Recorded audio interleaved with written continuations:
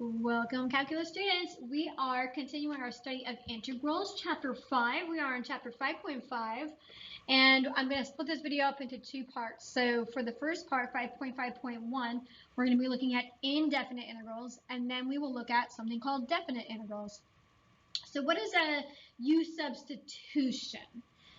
And how does that tie into the fundamental theorem of calculus? Well, when you try to integrate this indefinite integral, this is not an expression that I can reverse my power rule on.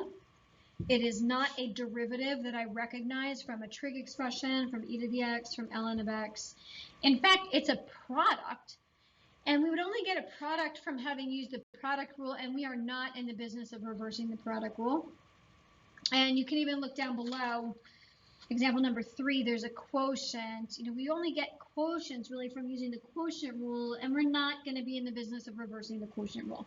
So we're only going to be looking at reversing the chain rule.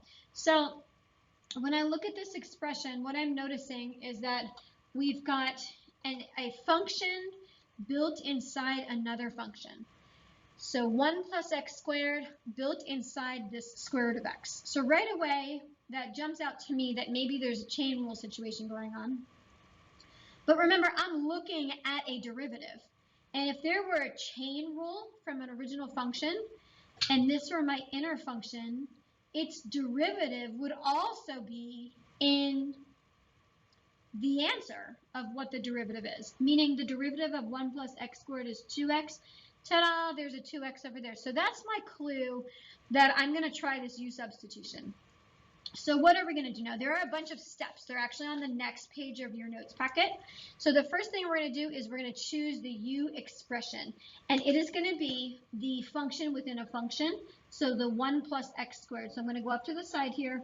I'm going to define U as 1 plus x squared. And my next step is as I try to substitute in 1 plus x squared, I can only integrate with respect to u if this is a du here. And so that presents a problem for me. So I do not want my variable that I'm integrating with respect to be different from this dx notation. So what I'm going to do is I am going to differentiate my little equation over on this side. So the derivative of u is 1 du dx. You'll remember this from implicit differentiation. And on the right side, the derivative of 1 plus x squared is 2x dx dx. And there are several different ways you can approach this, but what I like to do is I want to solve this equation for dx. Now there's a lot of dx's going on. If you cancel these out over here, you can solve for this dx. Or I like to imagine I just multiply both sides by dx, and these all canceled, and it just leaves me with a dx over here.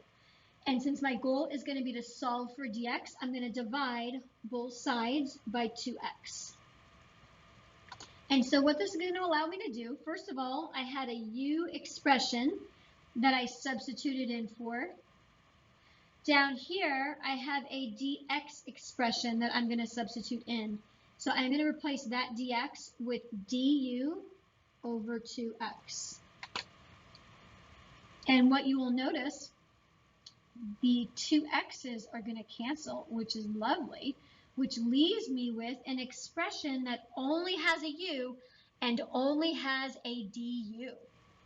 So I know that I'm going to wind up taking the antiderivative, and I know that I prefer to reverse my power rule if it's in the form of a variable to a power. So I'm going to rewrite this as u to the 1/2 du.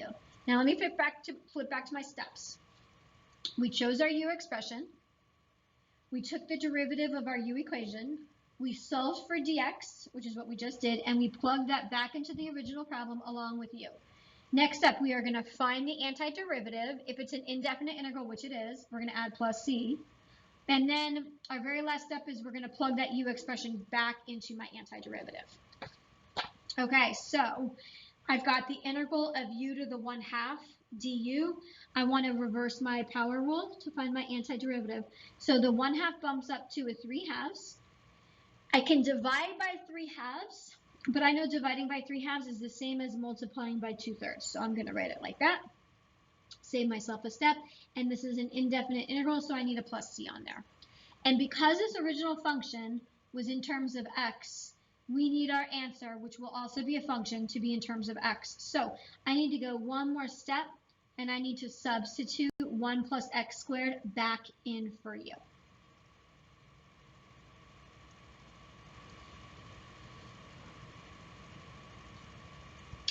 Okay, so now you've seen an example.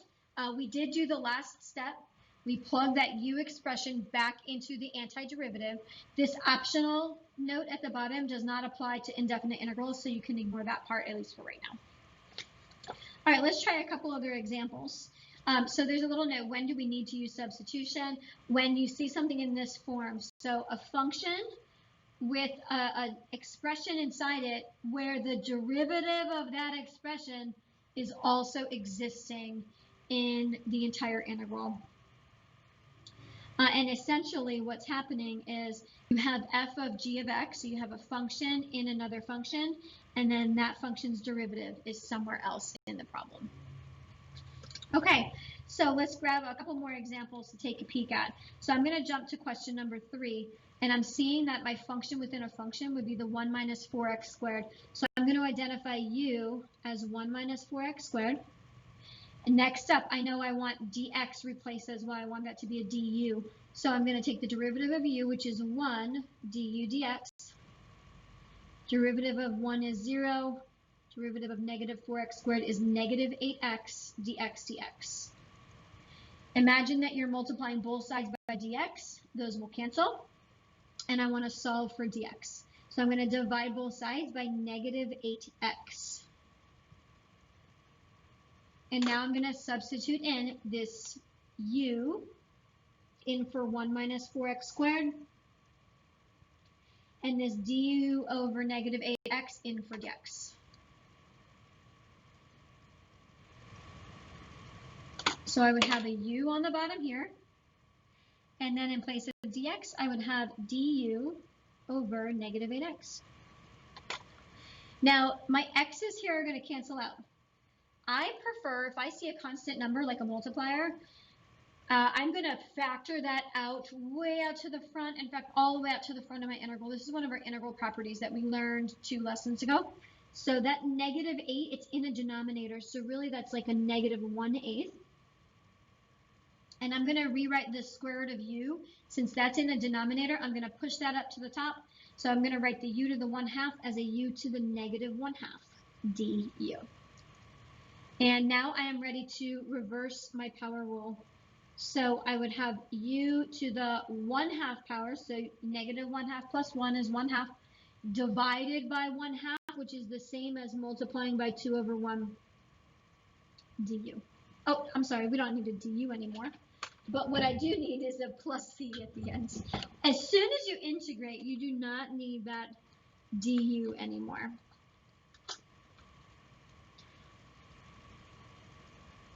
So my 2 and my 8 will simplify. So I have a negative 1/4 in the front.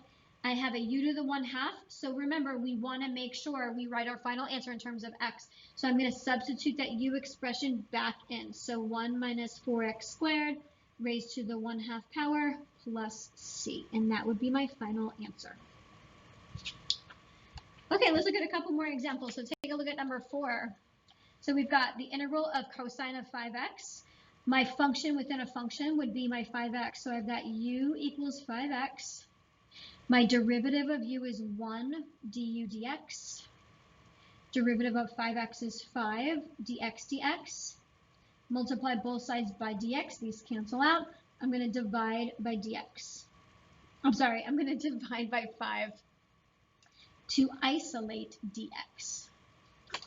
And I'm going to make these two substitutions. U is going in for 5x. Du over 5 is going in for dx. So we're going to have the integral of the cosine of u in for 5x, and then du over 5 in 4 dx. And I like to pull my constant number out to the front. So this is a 5 in a denominator, so that's a 1/5 times the integral of cosine of u du. And now I'm integrating cosine u. So cosine is the derivative of sine u.